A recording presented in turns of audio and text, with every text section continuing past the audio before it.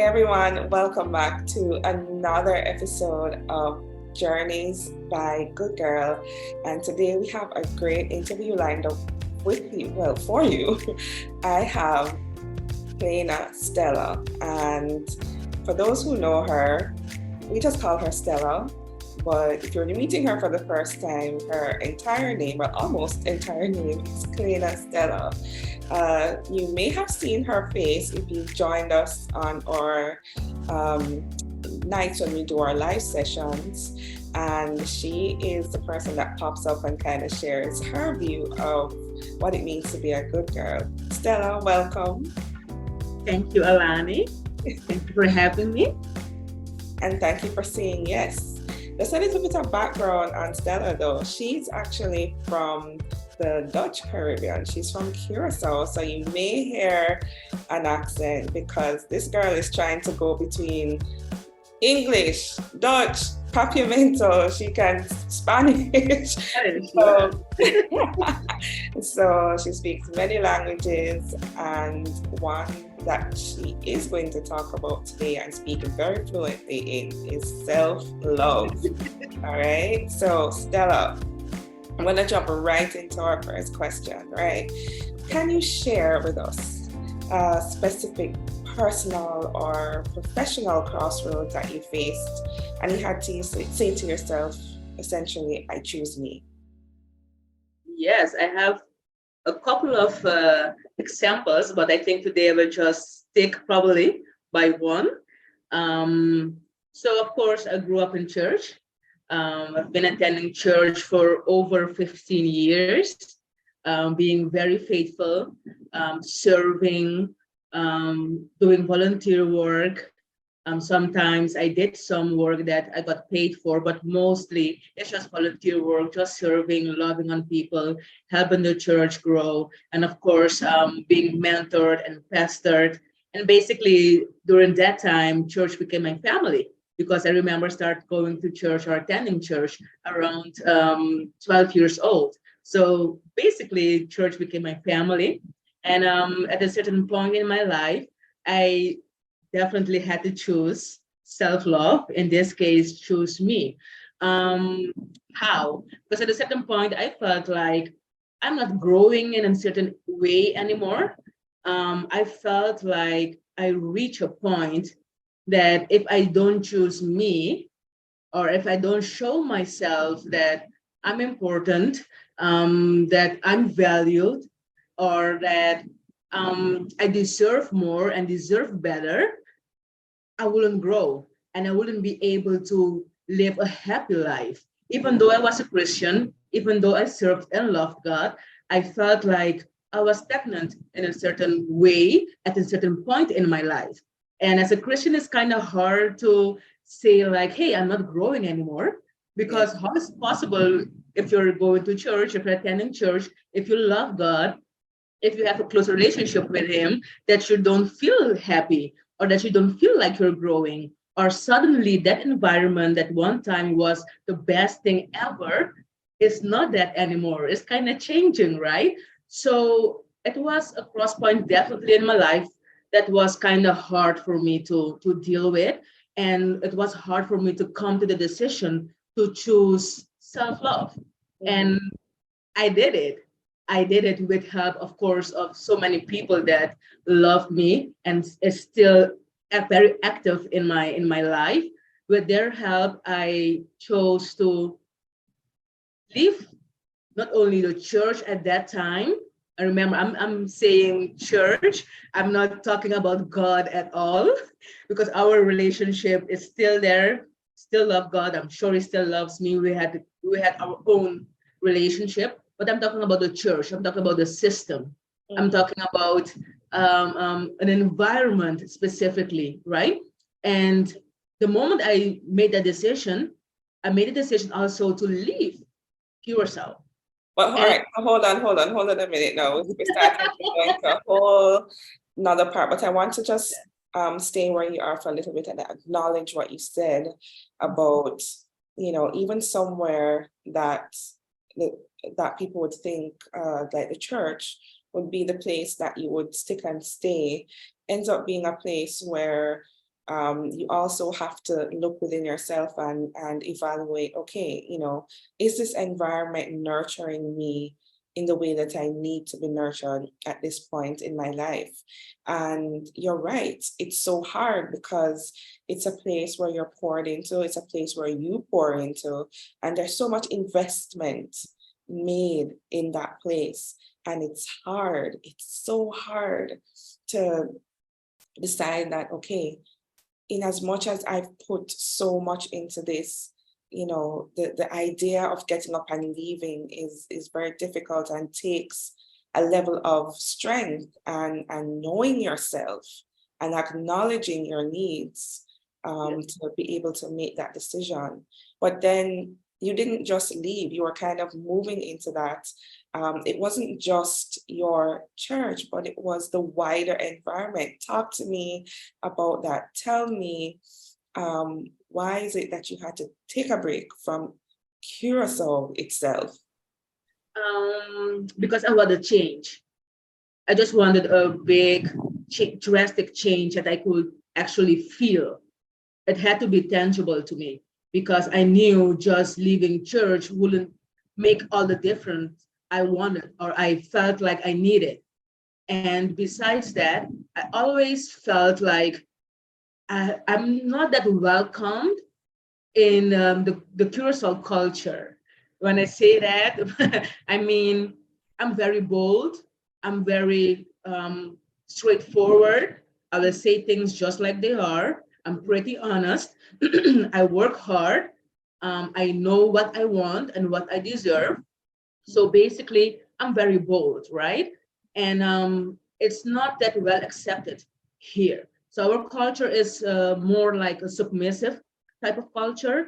Like we just agree with people, we just go with the flow because we're afraid to lose our jobs or afraid to lose relationships or afraid to be called rebellious, which I got that name plenty of times, named that plenty of times, but I needed a break from all of that.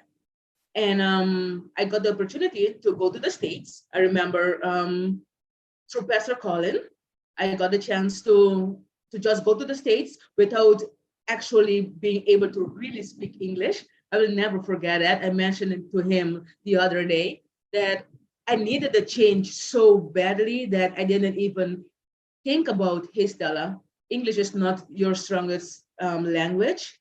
Actually, English is my fourth language, not even the second or third, it's fourth. So I was kind of afraid at first, but the moment I took the decision to just go for this big change, nothing else really mattered because my mental and emotional health was the most important thing for me. And it was hard to explain this to people, to family members, to friends, to my job at that time. But I just had to do it.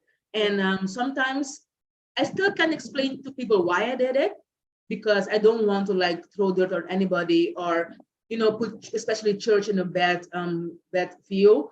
But I just chose me.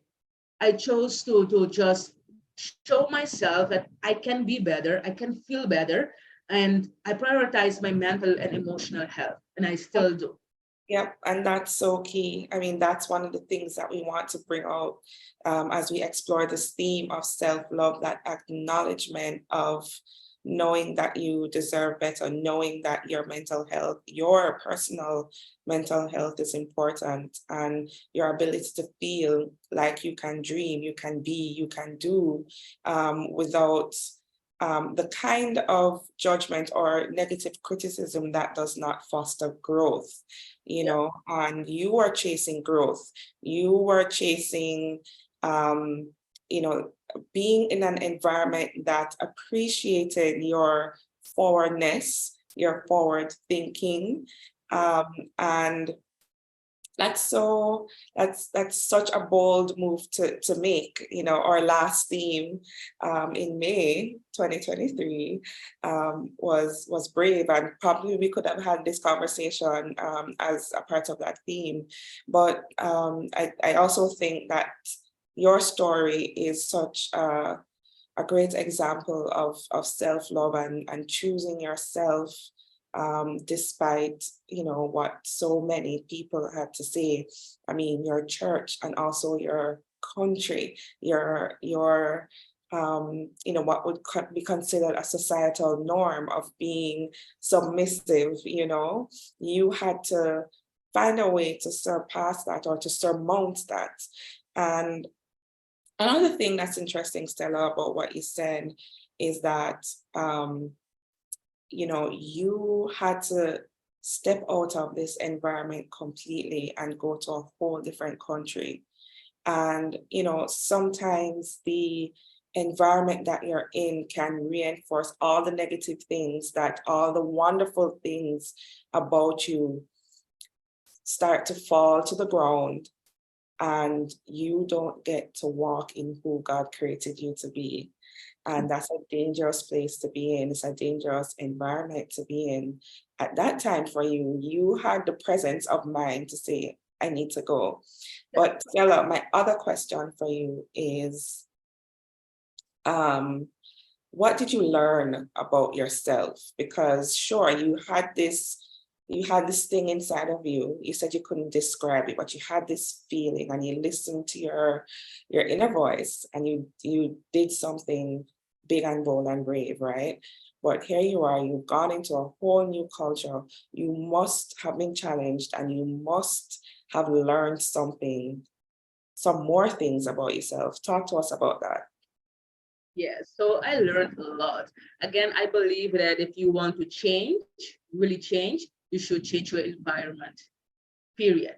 And not only did I want to change, but I had some perspectives, ideas, point of views that I wanted to see if I was the only person thinking or seeing things like that, you know? So basically, if I can put it like this, I was looking for people like me. I was looking for my tribe, my people, my real family, you know? And because I was looking for something more. I always believe that there is something more. There is something more that I can do. There's something more that I can learn. There's something more I can give. So by moving to the States, of course, it was a difficult move, and it had its challenges, starting with the language barrier, right? But I managed, and I didn't believe back then that I could. So I proved to myself that I'm able to do whatever I need to do to survive. So I did that. Besides that, I knew I always was a bold type of woman. I am very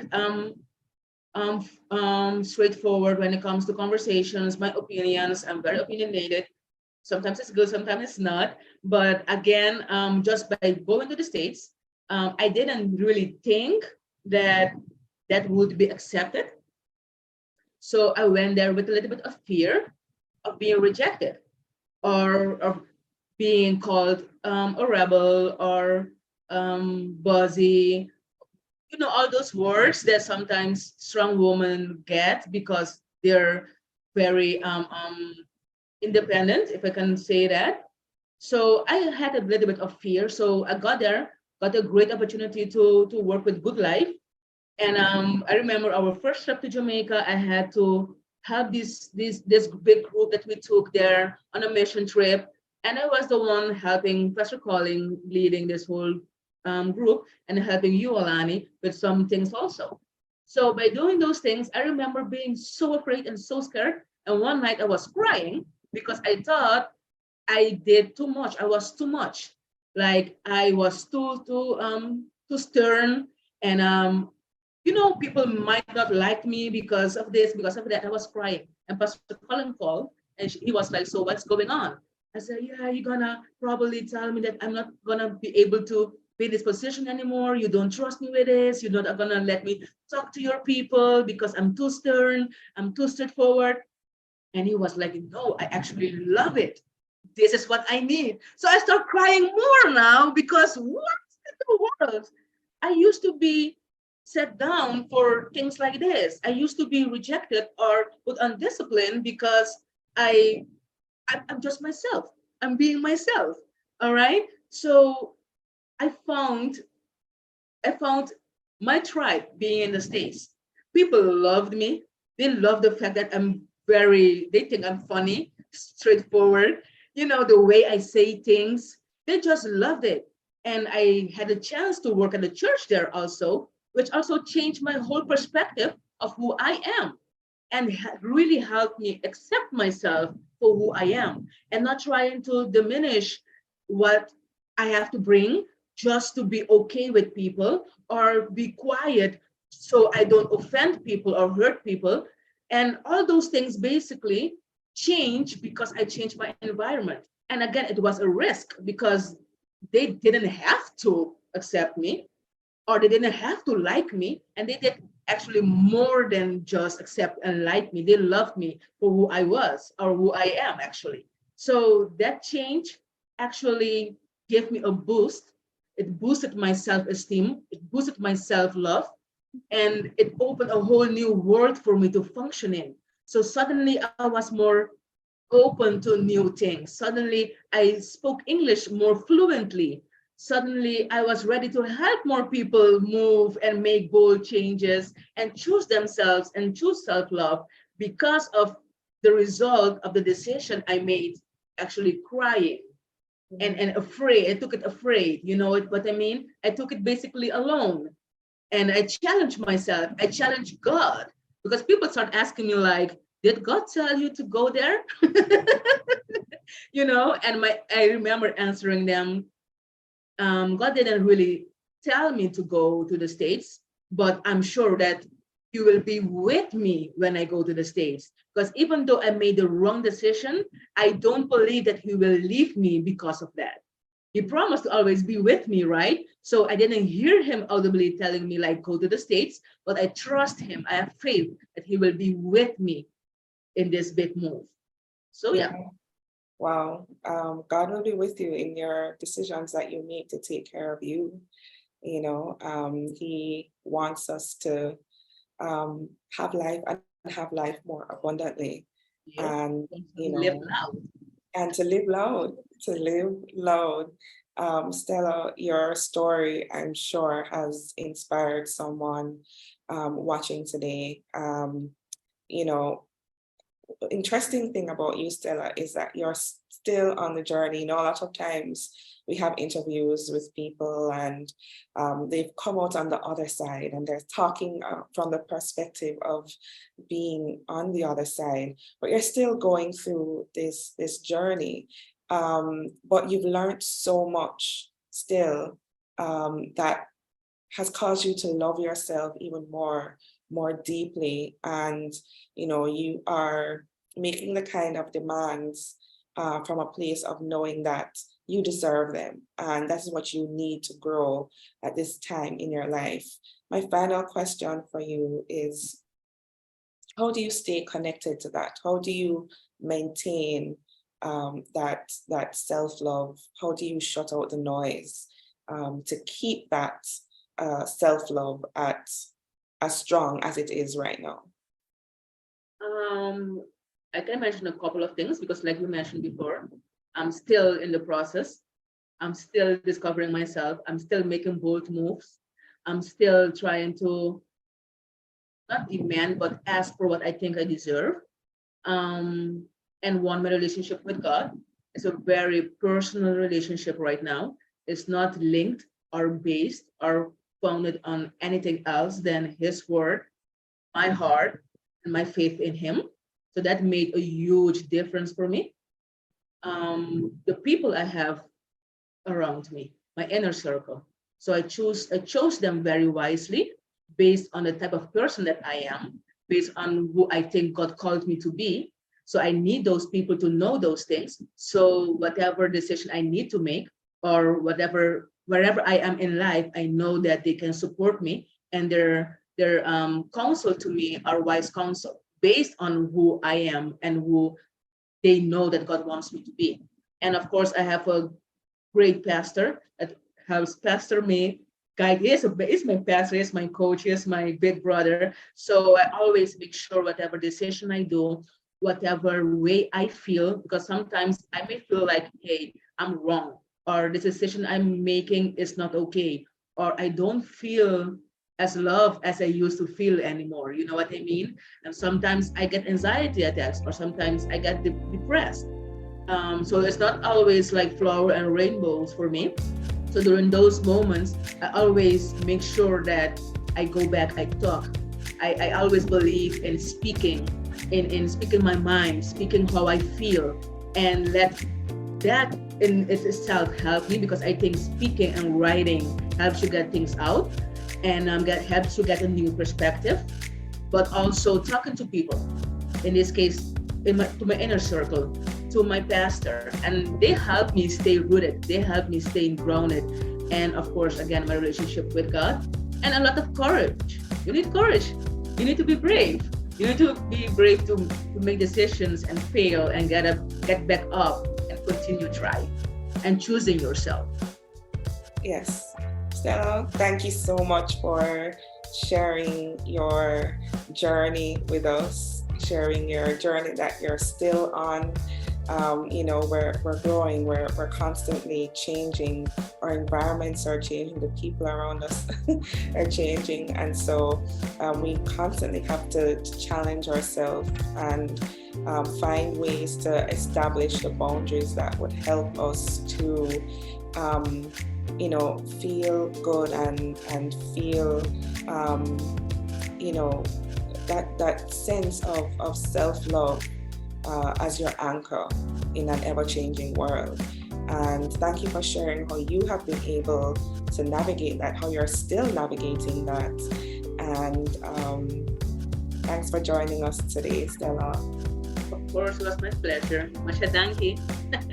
Danki. That's thank you in Dutch, right? That is thank you in Papiamento. In Papiamento, what's thank you in Dutch? Dank you well. Okay, thank you well. Thank you well, everybody. Bye. Bye-bye.